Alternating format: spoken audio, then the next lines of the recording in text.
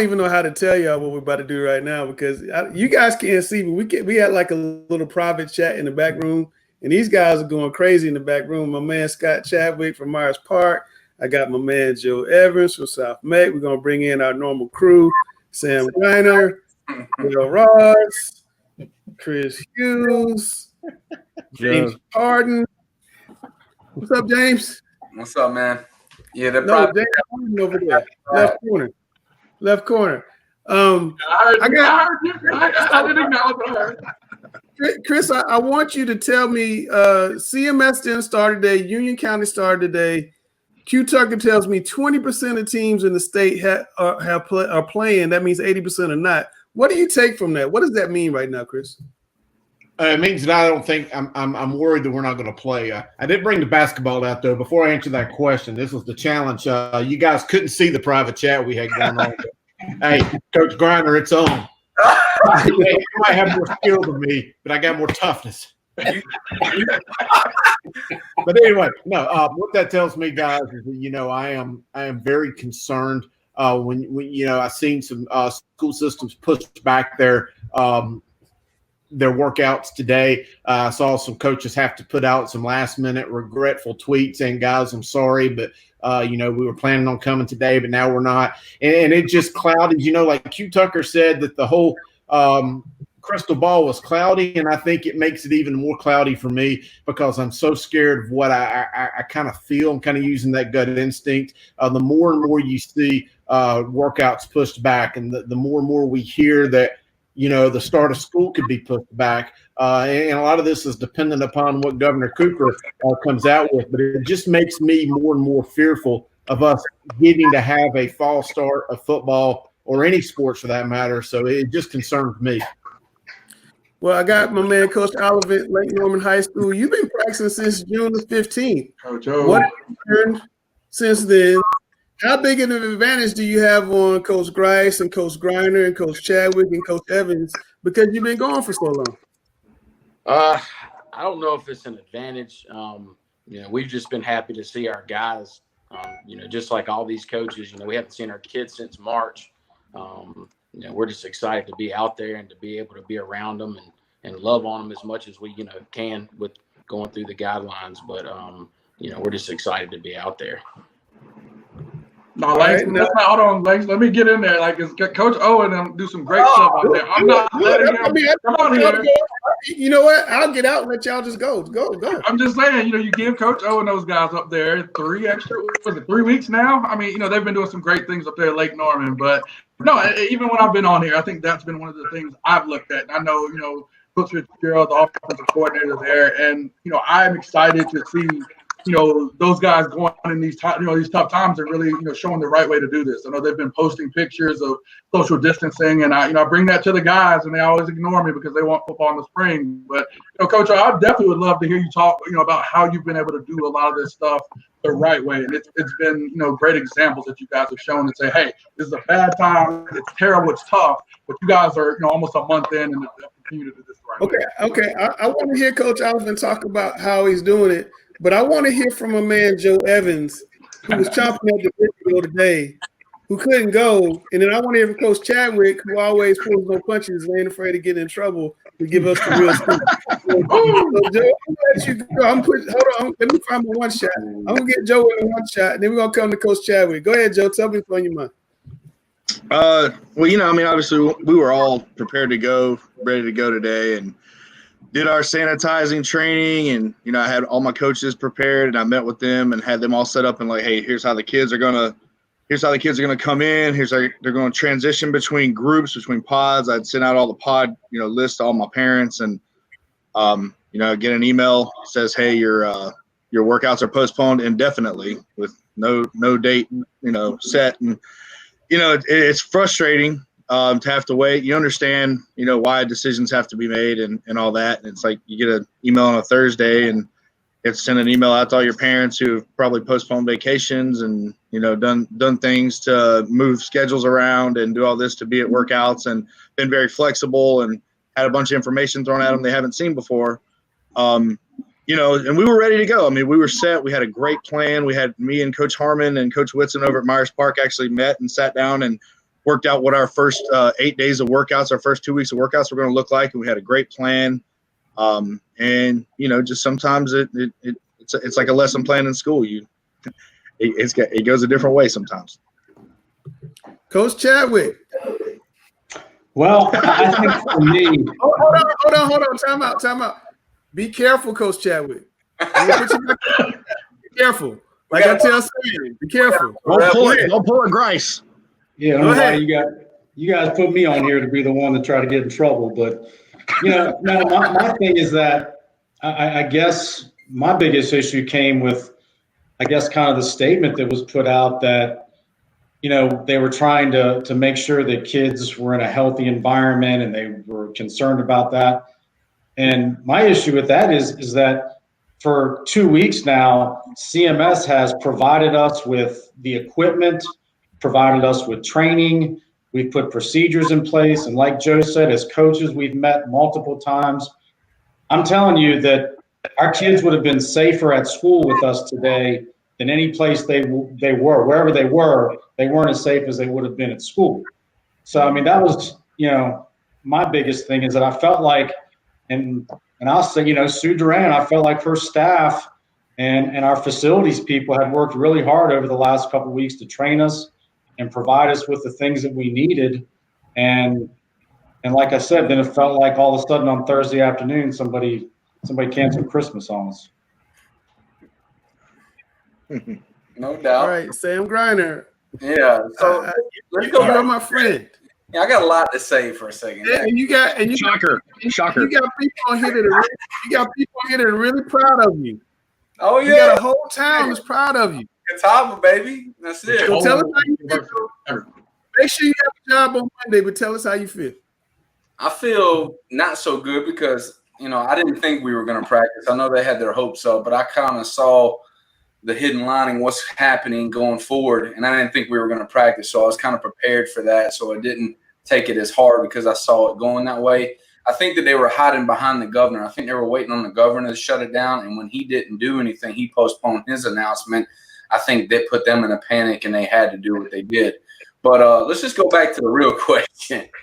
Chris just disrespected me pretty much with the basketball. I'm just going to tell you something right now. Like, it ain't football, basketball, trampoline, it don't matter. I'm a daggone legend. I'm not going down. In your own mind. I've learned listen, Chris, I've learned all about waivers and all this stuff through CMS. I got a waiver for you. You sign it. I'll play you one-on-one. We can put it on live, whatever we need to do. I will definitely come. We'll put that on Talking Preps Live. Gary has a question. Coach Oliphant, you guys have been at it for a couple of weeks now.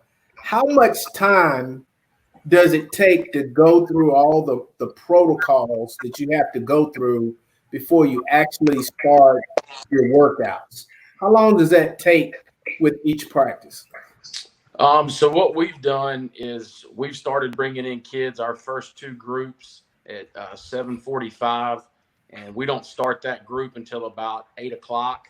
And we're only going for about 45 minutes with these guys. The state had given us the 90 minutes, but we haven't been using that, just to get these kids in and out as safely as possible and not to have our coaches at the school for 8 hours a day.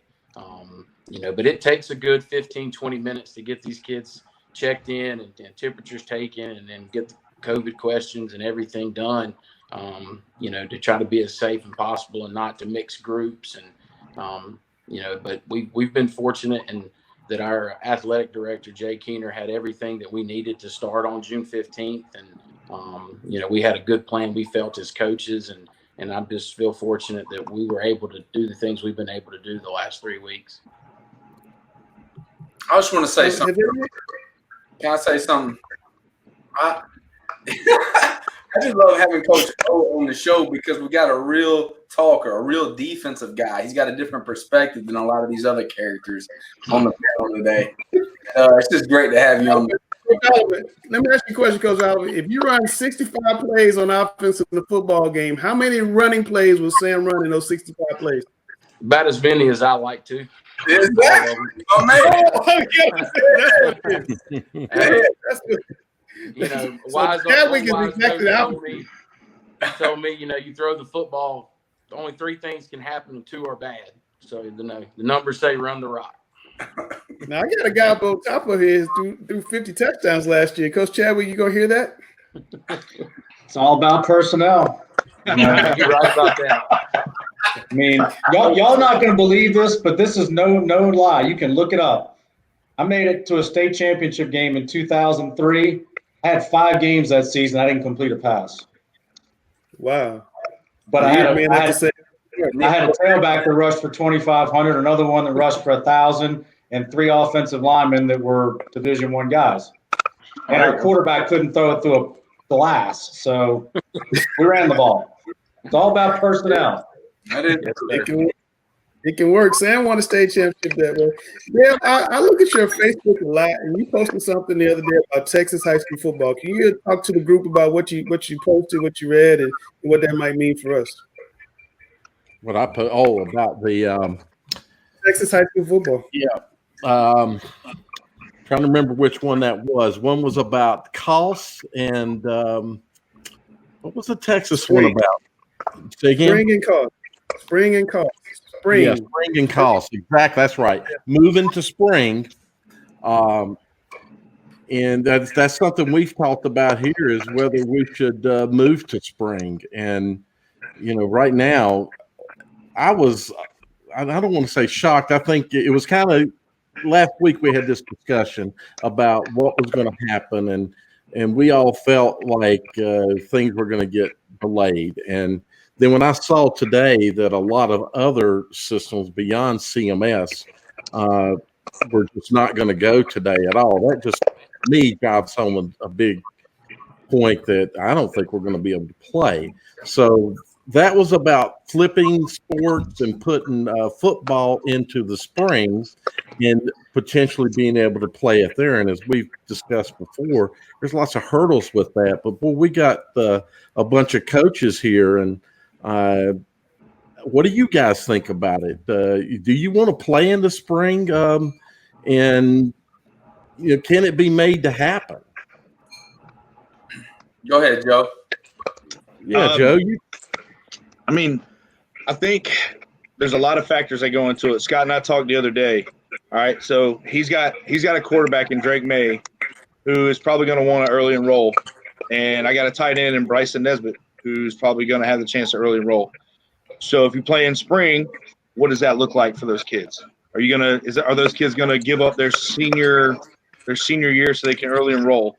And then you work in with what are you going to do with baseball kids? Like my starting middle linebacker, Matthew Reddick, is a starting outfielder for South Meck baseball team. Are they going to play those at the same time? Are they going to flip seasons?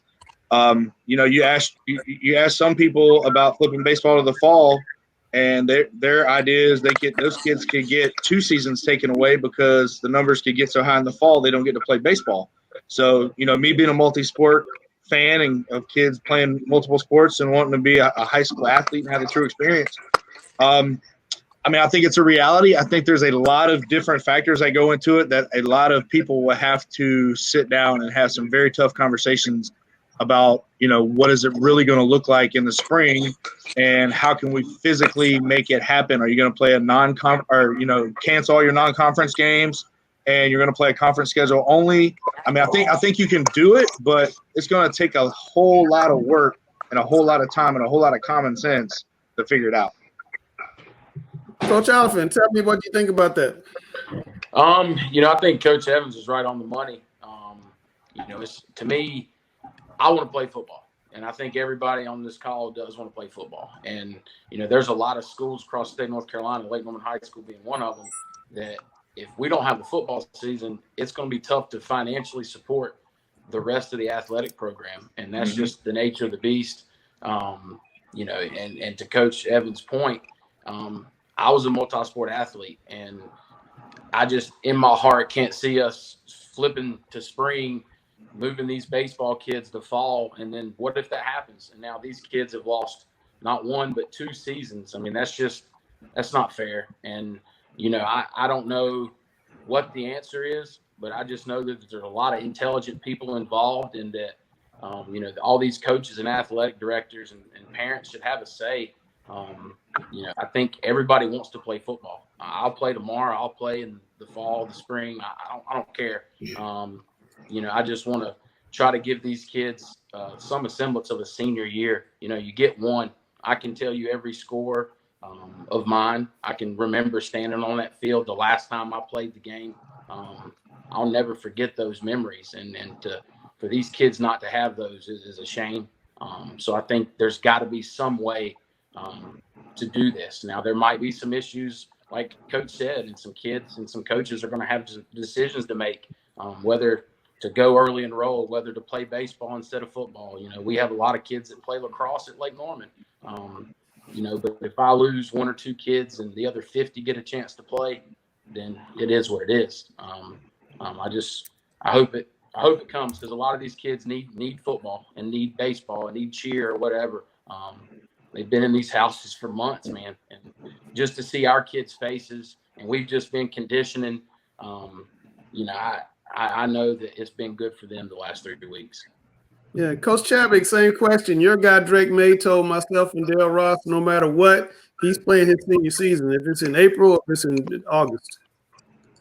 Well, and I think that's one of the reasons why I don't think we can center things around whether or not, one or two kids have to make a choice, because that's really only a couple of kids that affects.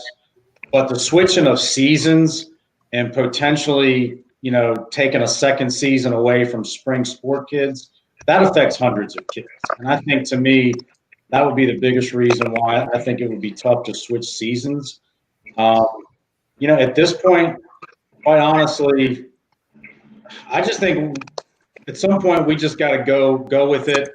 And, people have to make a choice. Either you play or you don't play. Right now that's going on in, Major League Baseball. They're playing, and guys are making the decision whether or not to play. And I think maybe at some point we get to that point where we're going to play, we're going to go. And if parents choose to keep their kids out, that's their choice. And, I just think at some point, we've got to just make decisions and go with it. And, to that point, I think that's one of the things that's been a little frustrating for me too, is that when decisions are being made, I'd like to make sure that coaches, are involved in that decision-making process. And, you can take that to the educational piece as well. We're talking about what we're going to do for schools. And I know a lot of teachers are upset. They don't feel like the teachers have a place at that table in making that decision either. I think that's a very valid point. Grice, you've been the voice of fall ball all along. Just want to give you a chance to get in here as well. I mean, you're hearing, I just want to play, but maybe it's time just to say we're going to play, and it's going to be up to the parents to decide if they want to play, which was kind of what the basketball guys were just saying. It's a choice that parents and players have to make. But your thoughts? No, I agree. And I think that, I know personally with our group, I was even surprised at the number of parents, and I say surprised, considering everything that's going on, that a number of parents were just wanting to get back to some semblance of normalcy. And I think, Coach Oliphant hit on it with parents and kids wanting to get out there and see their, to see their friends in a socially distanced manner, compliance with all of the phase 1 guidelines, but to just be out there on the field is something that I think is needed for a lot of these kids. The one big thing I think I struggle with the NCHSAA with this is it's, I'm just not a reactionary guy. I think in a certain, in this circumstance, there should be some things that are done, or at least that are given to us as a semblance to get ready. Should we, and I talked about this with my plan, should we have a comprehensive testing program? Should we be encouraging guys to go do that? I thought Heart of a Champion was a great chance to now turn and convert this in this year to say, hey, let's get our kids COVID tested to see how bad is this really? Because I think that's the uncertainty piece is the part that I really struggle with. I went ahead to get tested just to make sure I'm not putting, myself in a situation or exposing anybody else. And I think that level of responsibility should be on the state to at least, get kids, coaches, athletes ready to go. Yeah. The test in Mecklenburg County, I think Dale now figures will be about 1,000 tests per week. That's going to be a lot of tests. I think if you test that many people, you're going to have, 10-15% of them come up positive. Then what do you do when that happens? Chris, you see, talk to more coaches around the state than anybody I know. What is kind of the mood around the state? Is it more like what Coach Chadwick is talking about? Let's just make a decision and play. Is it more or less wait until the spring and try to do it? Well, first and foremost, I saw that one shot of Coach Grice right there. And, dude, I love the beard. I wish I could grow one quite as big. Man, you got some skills, and you got that going on. You're right. I have talked to some coaches, but before I get to the North Carolina coaches, I spent the last week in Texas and Oklahoma. And I did read that article that Dale had posted on his social media about the potential of Texas moving their ball to the spring. And so I called up a few coaches that I had worked with back in 2002, 2003, and they said that that's their only choice. He said that, so many of the media and a lot of the coaches and the fans there are kind of like ostriches, and they kind of have their heads buried in the sand thinking that it won't happen. But he said there's no other option but for them to play in the spring. And I feel like the way the numbers are trending and just the way we're seeing things every day, I think that's going to be the same thing that we're stuck with here in North Carolina. I've spoken with some coaches, and I've got in front of me on my other computer screen right here a 31-week plan that some of the Eastern North Carolina coaches, I believe, are going to try to submit as a proposal of how they think we could operate 3 different seasonal sports in a 31-week end of the year session that would begin in late October. And I want to kind of look over right here. They think that you can begin basically the week before Thanksgiving, November the 16th, you can start your winter practicing and basically run the winter sports the same, minus wrestling. I don't think anyone knows that wrestling can go the way it could go, but I've seen some plans right here, and I'm looking at one right here where they think that fall practice could begin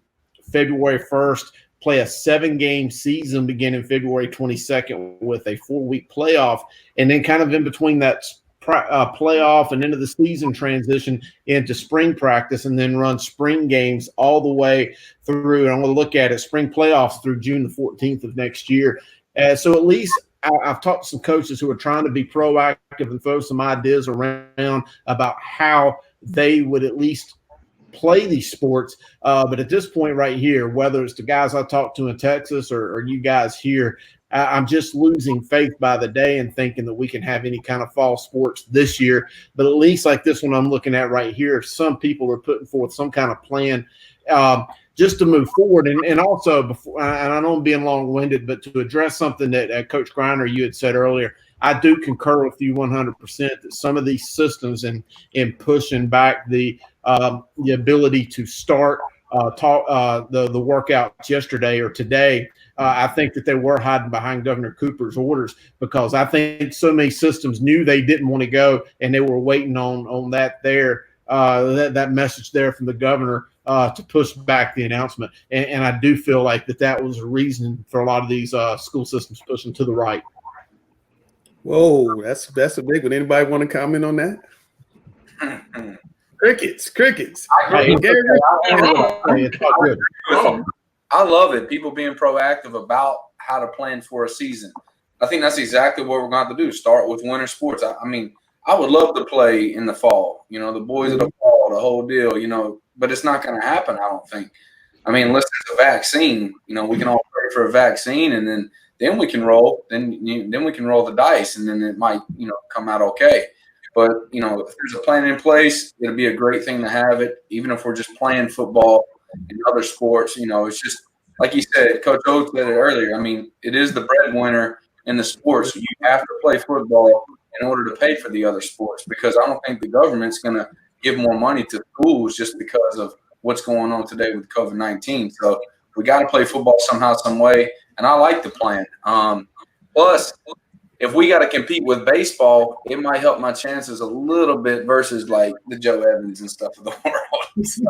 I heard that Virginia plan about 2 weeks ago when they talked about doing kind of everything in the spring. I do kind of like that idea, even starting, like Chris was saying, in an October type of time frame. I think that could really work. But Gary, you heard something today about the Ivy League schools I thought was interesting. You want to talk about that a little bit?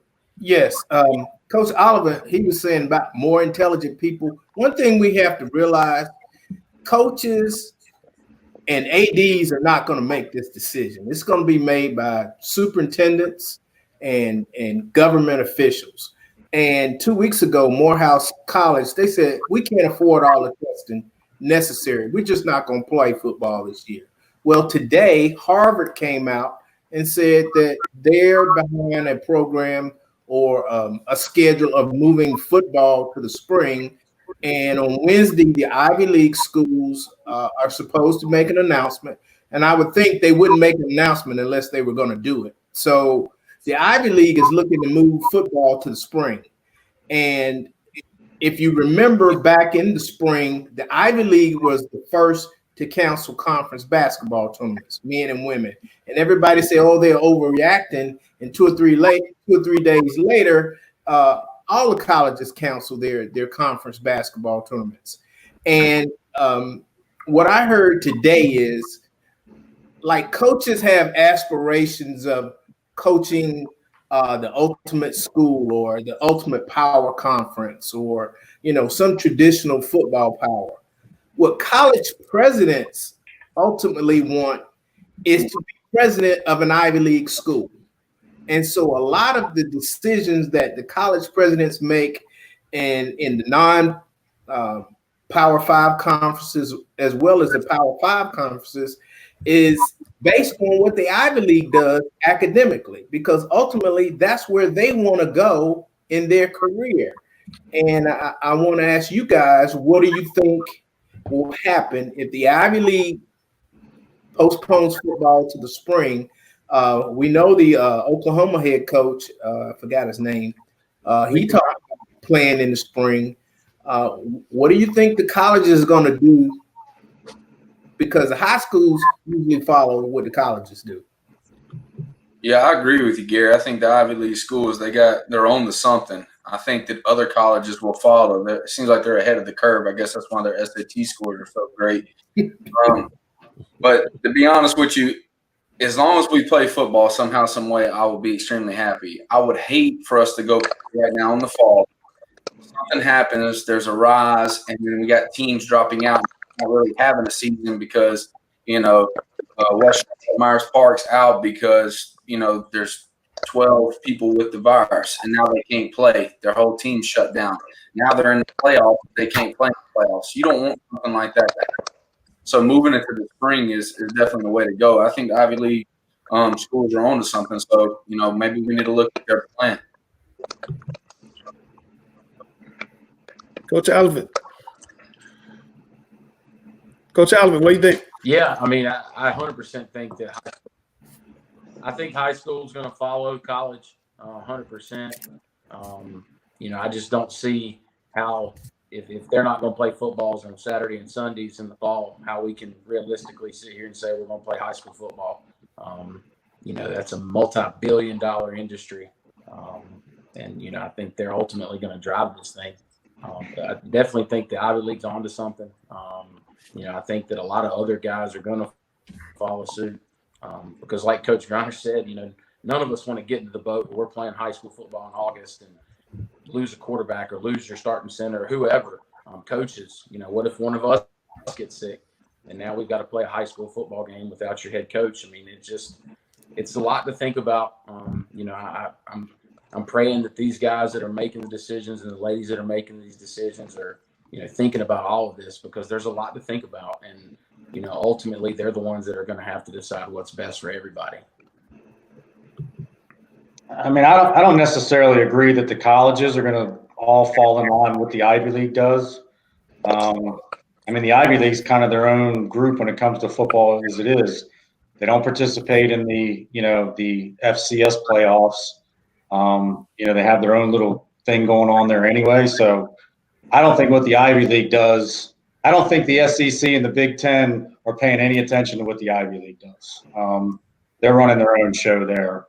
And, as far as, what impact that has at the high school level, I do think there's a little difference between, what goes on in the NFL and college and high school. I certainly think that, it's going to be tough, obviously, to play high school football if there's no NFL or college. But, there are some other aspects, people talk about, fans in the stands and things like that. Well, the NFL and the major colleges still have TV contracts that they get money from if they play. The high schools need fans in the stands because that's where their income comes from. So I don't necessarily think, that it's all going to line up the same. Yeah, I kind of agree with Scott. I think if you look at it, Ivy League colleges, their money's not coming from football. That we all know that. That's not where they're making their bread. Now you look at your Power 5 conferences. I mean, you're looking at Florida, you're looking at Oklahoma. I mean, you're looking at Clemson, you're looking at schools like that. Like, their money's coming from football.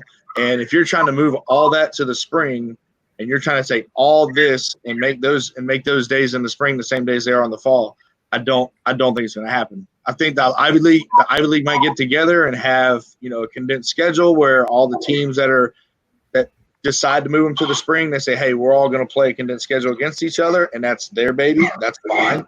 I do not think that you're going to get the Power 5 schools to move to the spring. I do think that a lot of our stuff is going to piggyback off of the NFL, kind of trickle down to the major college and trickle down to us. But on the other side of that, it's very easy to isolate college football players. It's very easy to tell those guys. I watched the video today of all the incoming freshmen at Appalachian State moving into their dorm on campus. It's easy to isolate those guys because you can tell them, hey, you're doing a virtual class. Go sit in your dorm room and do your virtual class. And then when you come to workouts, you come in this door and go out that door and make sure you wear your mask.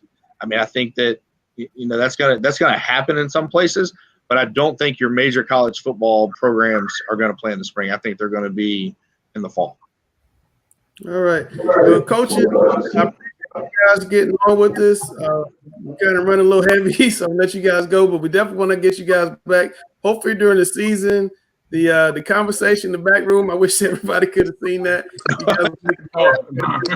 No, we're good. We're good. Coach, I appreciate you, man. I'm gonna get out to Iredell County, see you guys as you have promised. I'm refereeing that basketball game, Sam. Chris. I don't know, Coach Alvin, can you hear me? I was saying, Coach Alvin, appreciate you. Can you hear me? Chris, all man. Right. Gotta say goodbye, my man Scott Chadwick at Mars Park. We'll catch you during this year. How about it? And, thanks for having me, Chad. And Joe Evans, the Incredible Hulk, we'll catch you during the season as well. I'll see y'all. Right. Fellas, I'm gonna tell y'all what, we got some really good guys that coach football in this area. I mean, we're really blessed. I've known some of these guys for a long time, and even some of the guys I'm just getting to know, like Grace, are tremendous individuals. Sam and I put together a relationship last couple. I've known Gary. We went to college together. I've known Gary forever, but and Chris and Dale I've known for a long time. But just an amazing group of coaches we have. I'm hearing Coach Grice for playing football in the spring. I know that ain't your druthers, but it sounds like that's what's about to happen. What? Give me your takeaway. First, let's start with what did you learn anything from Jo Jorgensen? Did she put any thoughts in your mind? Did you learn anything? I did. Did you learn anything? Yeah, I mean, I think for me, anytime, especially, kind of my coaching background and everything, I'm not as exactly a traditionalist as it pertains to how I arrived in my position. So I'm always intrigued to hear someone that isn't kind of, the mainstream or doesn't do things necessarily or isn't a conventional person. So, I really enjoyed that piece of it. When we get to the football aspect, of course, I understand that, that piece is going to be necessary, but I do think that we have a responsibility as football coaches, and especially like you hear Coach Joe Evans talk about being a multi-sport athlete or a supporter of multi-sport athletics. We're at a point where we really are in danger of alienating a group of sports that I think are very important to a lot of the kids that we coach. I think, one kid I have on my team right now who, you talk about a sport that he loves and covets and dreams of playing in baseball.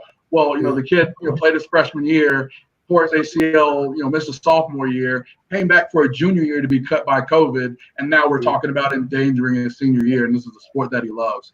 So, when I think about these things and have these conversations, I have, I speak from a microeconomic perspective where I'm thinking of one specific kid and understanding this is a spring sport guy. I support his multi-sport, desire and athletic and, and dreams, but I don't want to cut out one of the sports that's critical to him. So we definitely.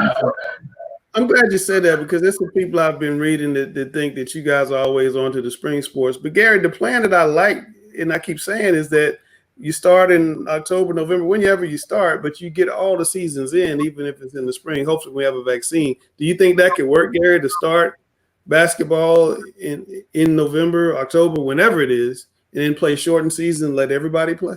Because I don't want to end spring sports. I mean, they should not lose 2 seasons. That should not happen. Well, that's my biggest thing. Is not when they start, but that spring sports go first. And I say that for 2 reasons. One, they missed last season. Mm-hmm. And then 2, most of the spring sports are non-contact. So if this virus is still going on, they're least likely to spread it in a non-contact environment than they would be in a contact environment. And hopefully later in the year, we get a treatment or a vaccine would even be better. But I think the spring sport athletes deserve the chance to go first. But Dale, doesn't that make more sense then to play the spring sports now? Well, because we kind of know where we are right now. We don't know where we're going to be. Yeah, I think the thing everybody's missed here is that by moving baseball to now, it's going to have the best opportunity to play. October, November, December, we're going to be bad. I just don't see that happening. I think, what we talked about before, I would like to see individual sports go because they can go. There's very low risk of spreading things, and maybe we can learn something from them. In baseball, as we've discussed, I think there's less chance of spreading there. So go ahead and let those kids play. It's not if it moves to the spring and then it gets canceled. I mean, moves to the fall and it gets canceled. Guys, if you look at the tradition of the flu, and the flu picks up as we get cold, and of course it goes away as we get warm, but we're going to have complications of both flu and COVID together. And I just think it's going to be hard to have sports in the spring. And I'm just like Gary said, whenever we go and they decide to go, I think the spring sports should go first because they're the ones that got cut last year. Sam, I saw a 75-year-old coach there at Weddington. I asked the guys, was he nervous about coaching? They said no, that you'd have to pull him off the field. Do you run into coaches or do you have parents that are a little nervous? Or are you nervous yourself about coaching and teaching in the COVID environment? Personally, being vegan, no, because we are immune to the virus. Like I've told you guys. Sam, I'm just telling you, man. I love you. You're my boy. You're my brother. But no. I'm being honest with you guys. Listen. Just stop eating, won't be okay. So I agree. It's difficult to say. It really is. I just think that going back, thinking about everything what we're talking about, I think Gary's right. Spring sports need to go first. If they can't go right now, go. If they can't go, then we have to come up with another plan where winter sports might be able to go first if it slows down. But like Dale said, it could rise up with the flu cases as well when you start getting into the colder months. So it's very difficult. We just need to start figuring out a plan what to do. I agree. I've always said non-contact sports go right now. That would be perfect. Then we have winter sports. Then we can have contact sports in the spring. But that's a perfect world right now, and I don't know if it's perfect right now for that. Yeah, well, I'm hoping we get the vaccine that Dr. Fauci keeps talking about. I had too much time on my hands, Chris, one day last week, and I sat down, I thought about it, and I said, let's put baseball and the individual sports in the fall, and if they can't go, let's move them to the backside of the spring and kind of go to the plan you talked about where we have a condensed season. Give you the final word for the night. Just your thoughts. You're Q Tucker. You're the guru. When do we need a plan? What would your plan be? I would try to implement playing baseball first, and not only baseball, but track and field, tennis, some of the most non-contact, non-group sports you could possibly get them out of the way, give them athletes an opportunity to compete. And then start playing it by ear. Maybe it's not winter sports play at a certain time and then spring sports and then fall sports in that order. Maybe it's a hybrid. Maybe you pick and choose the sports that best fit that time, whether the numbers, the spiking, the curve, the vaccine or whatever, and just put them all together and allow them to play. Maybe you play soccer in a Christmas time. I don't know, but try to put those best sports together when it's the safest for those sports to play. And obviously, whenever it's safe to play football, we'll get them on the field, give those student athletes and those coaches a chance to shine and do what they can. I mean, I understand the financial aspect to it. You know, you want those guys the football teams to get on the field. You want those basketball teams to fill up the gymnasiums because let's be realistic. Sports is still a financial engine that not only supports other sports in that school, but, you know, maybe even academic programs and other programs in the school. So you want those to operate at least as well as they can. But I don't think you need to be, you know, square peg round hole person right now. Be flexible and try to put the sports together at the most realistic time that you can, given the numbers, and then kind of go from there. And then hopefully, you know, if the numbers go down, if the spikes go down, you can get everybody in. But if not, you know, unfortunately, you know, it is what it is, and you just have to adjust and adapt and move forward. But that would probably be my goal. And Sam, the basketball, whenever you're ready, you let me know. Hey. We'll go live with that. You know, like I said, you got to sign a waiver, and then I'll do it. You know, just because I've learned a lot about waivers recently. I just want to thank Joe for joining the show earlier. I think I learned a lot from her in the aspect of she likes to empower everybody. She thinks everybody has great ideas. Why not empower people? And I think that's a big part of her plan. Even though she ignored my question about sports a little bit, she just like, let them figure it out. It was pretty good stuff to hear her talk about her opinions. But I really appreciate all the coaches coming on. I mean, this is a fantastic thing we do. I just enjoy talking with everybody, and we have a lot of fun. I wish we could show the private chat a little bit. Everybody's challenging me. It's okay.